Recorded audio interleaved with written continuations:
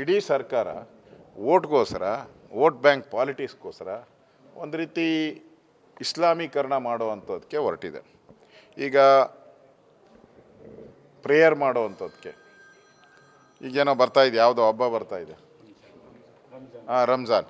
ಅದಕ್ಕೆ 1-2 ಗಂಟೆ ಅವರಿಗೆ ಲೀಸರ್ ಸಮಯ ಹೆಚ್ಚು ಕೊಡೋಣ ಅನ್ನೋದನ್ನು ಕೇಳಿಬರ್ತಾಯಿದೆ. ಅದನ್ನು ಕೂಡ ಕ್ಯಾಬಿನೆಟ್ಗೆ ಹೋಗಿದೆ, ಅದು ಮುಖ್ಯಮಂತ್ರಿಗಳ ಗಮನಕ್ಕೆ ತಂದಿದ್ದಾರೆ ಅಂತೇಳಿ.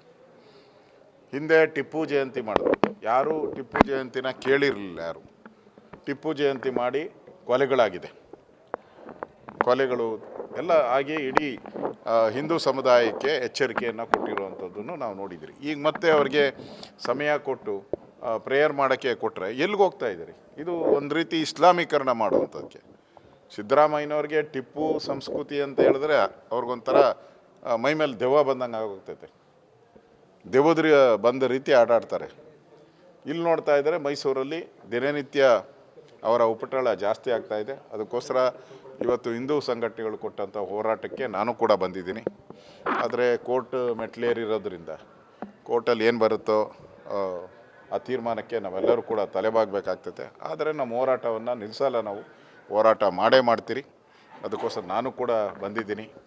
ಒಟ್ಟಾರೆ ಈ ಸರ್ಕಾರ ಕಳೆದ 2 ವರ್ಷದಲ್ಲಿ ಅವ್ರು ನಡೆದಿರುವಂಥ ರೀತಿ, ಮೊನ್ನೆನೂ ಕೂಡ ಬೆಂಗಳೂರಲ್ಲಿ ಇದೇ ರೀತಿ ಜನ ಭಯೋತ್ಪಾದಕರ ಥರ ಓಡಾಡೋವಂಥ ಈ ಮುಸ್ಲಿಂ ಜನ ಏನಿದ್ದಾರೆ, ಕೆಲವರು ಮಚ್ಚು ಲಾಂಗ್ಗಳನ್ನ ಹಿಡ್ಕೊಂಡು ರೋಡಲ್ಲೆಲ್ಲ ಓಡಾಡಿರೋದನ್ನು ನೋಡಿದ್ದೀರಿ.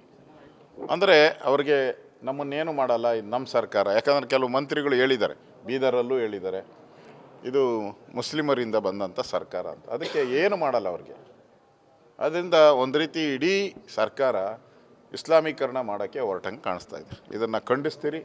ಯಾವುದೇ ಕಾರಣಕ್ಕೂ ನಾವು ಆಗಕ್ಕೆ ಬಿಡಲ್ಲ. BJP ಇದರ ವಿರುದ್ಧ ಹೋರಾಟವನ್ನು ಮಾಡ್ತೀರಿ. ನಾವೆಲ್ಲ ಹಿಂದೂ ಸಂಘಟನೆಗಳಿಗೆ ನಮ್ಮ ಬೆಂಬಲ ಕೊಡ್ತೀರಿ.